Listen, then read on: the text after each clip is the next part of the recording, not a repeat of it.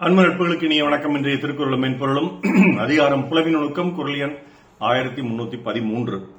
கோட்டுப்பூ சூடினும் காயும் ஒருத்தியை காட்டிய சூடினீர் என்று. கோட்டுப்பூ என்னும் மலரை மாலையாக்கி தலைவன் சூட்டி வந்தான். யாரோ ஒருத்திக்கு அடையாளம் காட்டவே அப்பூவை சூட்டி வந்தீர் என்று தலைவி தலைவனிடம் கோபம் கொண்டாள். I wore a garland made up of flower called as kotu flower. My lady fought with me saying that I was giving signal to some ladies by wearing that. This is the statement of the hero. துடிப்பா, கோட்டுப்பூ சூடி வந்த என்னிடம் கொண்டாள் கோபம், யாருக்கோ நான் அறிகுறி கொடுக்கிறேன் என்று. கோட்டுப்பூ சூடி வந்த தலைவனிடம் கொண்டாள் கோபம், யாருக்கோ தலைவன் அறிகுறி கொடுக்கிறான் என்று. இதற்கு கவிப்பேரரசு அவர்களுடைய உரை: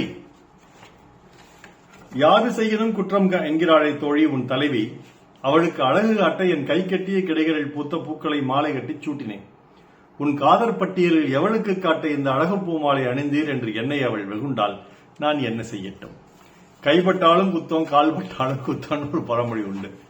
அந்த மாதிரி தலைவன் எது செஞ்சாலும் அதுல குற்றம் கண்டுபிடிக்கிறதுங்கிறது ஒரு முடிவுக்கு தலைவர் வந்துட்டான். இது பல வேளைகள் நம்ம வீடுகள் நடக்கும். நம்ம ஒரு வேலையை ரொம்ப சிறப்பா செஞ்சுட்டு வந்திருக்குன்னு நினைப்போம்.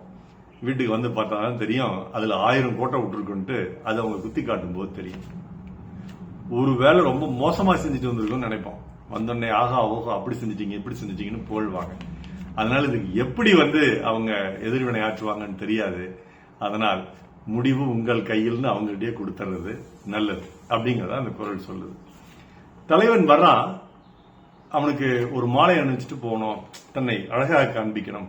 பெண்கள்லாம் வெளில போகும்போது லாக்கர்ல இருக்கிற நகையெல்லாம் எடுத்துட்டு வந்து போட்டு போவாங்க. இப்ப நகை விற்கிற காலத்துல அப்படி போட்டு போறது சரியான்னு தெரியல, களவு போறதுக்கு வாய்ப்பு இருக்கு. இருந்தாலும் அதை போட்டுட்டு போவாங்க, என தான் ரொம்ப அழகாக தெரிவதாக ஒரு எண்ணம் அவர்களுக்கு. அப்படி இந்த தலைவனும் என்ன பண்றான், ஒரு மாலை அணிவிச்சிட்டு போறான். அந்த மாலை கோட்டுப்பூ என்ற பூக்களால் தொடுக்கப்பட்ட ஒரு மலர் மாலை. அதை அணிந்து கொண்டு செல்கிறான். அல்லது தலையில சொருவிட்டு போறான், ஒரு ஒற்றை ரோஜா சொருவுற மாதிரி. இத பார்த்துட்டு தலைவி என்ன சொல்றான்னா, நீ வழக்கமா இந்த மாதிரி மாலையெல்லாம் அனுபவிச்சு வர மாட்டியே, என்னைக்குமே வீட்டுல ஏதாவது ஒரு வித்தியாசமா ஒரு விஷயத்தை செஞ்சோம்னா சந்தேகம் வருங்க. வீட்டுல இல்ல, எல்லா இடத்துலயுமே ஒருத்தன் என்னைக்குமே படிக்க மாட்டாங்க வகுப்புல. அன்னைக்கு அந்த பையன் ரொம்ப நல்லா அதாவது வீட்டு பாடம்லாம் எழுதிட்டு வந்திருக்கிறான். ஆசிரியர் சந்தேகம் வருமா வராதா? என்னைக்குமே நீ வீட்டு பாடம் எழுதுனது இல்லையா, இன்னைக்கு என்ன எழுதிட்டு வரணும் சந்தேகம் வருமா வராதா? அதே சந்தேகம் தான் தலைவிக்கு வந்திருக்குது. நீ என்னைக்குமே மாலையெல்லாம் போட்டு வந்தில்லை, இன்னைக்கு என்ன புதுசா மாலை உனக்கு? இது யாருக்கு நீ சமைஞ்சு காட்டுற, எவளுக்கு நீ சமைஞ்சு காட்டுற, யார் அந்த சக்கலத்தி அப்படின்னு சண்டைக்கு தலைவி வந்துட்டான்.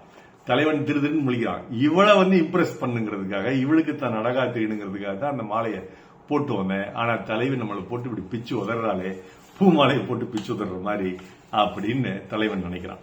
இதுக்கு ஒரு பாடம்: கன்னிக்காய் ஆசைக்காய் காதல் கொண்ட பாவைக்காய், அங்கே காய் அவரைக்காய் மங்கை எந்தன் கோவைக்காய், மாதுளங்காய் ஆனாலும் என் உள்ளம் காயாகுமோ, என்னை நீ காயாதே என் உயிரும் நீ அல்லவோ, இத்திக்காய் காயாதே என்னை போல் பெண் அல்லவோ, அத்திக்காய் காய் காய் அலங்காய் வெண்ணிலவே, இத்திக்காய் காயாதே என்னை போல் பெண்ணல்லவோ, நீயும் என்னை போல் பெண்ணல்லவோ என்று கண்ணதாசனுடைய கவிதை.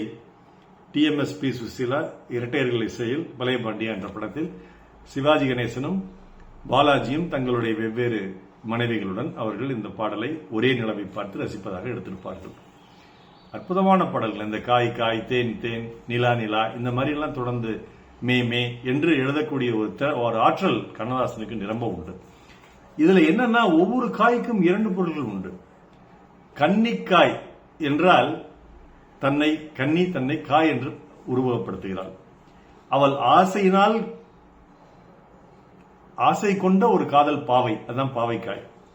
நீ அங்க போய் காய், என் தலைவனை போய் காய், அவரைக்காய், மங்கை எந்தன் கோவைக்காய், என்னுடைய காதல் பாடல்களை நீ காய், என்னுடைய காதல் திருவிழாக்களை நீ போய் காய். காய் என்றால் ஒளி அனுப்பி சுட்டுவிடு என்று பொருள்.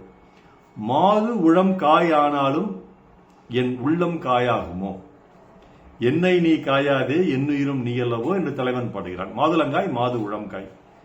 இத்திக்காய் காயாதே என்னை போல் பெண்ணல்லவோ என்று நிலவை பெண் கேட்கிறாள்.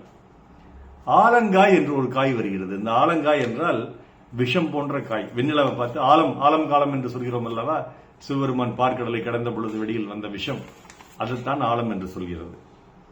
இத்திக்காய் இந்த திக்கில் காயாதே என்று சொல்கிறார். இப்படி ஒவ்வொரு சொல்லுக்கும் இரண்டு பொருள்களை வைத்து ஒரு காயோடு ஒப்புமைப்படுத்தி கண்ணதாசன் அற்புதமாக எழுதிய பாடல். இதைத்தான் காய் காய் என்று வருகிறது அல்லவா, அங்க தலைவியும் காயரா. என்ன காயரா, நீ ஏன் இந்த பூ சுத்திட்டு வந்து காயரா, காயுதல் என்றால் என்ன என்பதற்காக இந்த பாடல். கோட்டுப்பூச்சூடினும் காயும் ஒருத்தியை காட்டிய சூடினீர் என்று. நாள் சிறக்க நற்றமை வாழ்த்துகள். மருத்துவர் ராம செல்வரங்கம், ரிஷினி தரலையா, வியக்கிழமை சேலம், கள்ளக்குறிச்சி, அரூர், ஈரோடு, கணவாளம். நன்றி. டாக்டர் செல்வரங்கம் குரல் யூடியூப் சேனலை ஷேர் பண்ணுங்க, லைக் பண்ணுங்க, கமெண்ட் பண்ணுங்க, சப்ஸ்கிரைப் பண்ணுங்க. வணக்கம்.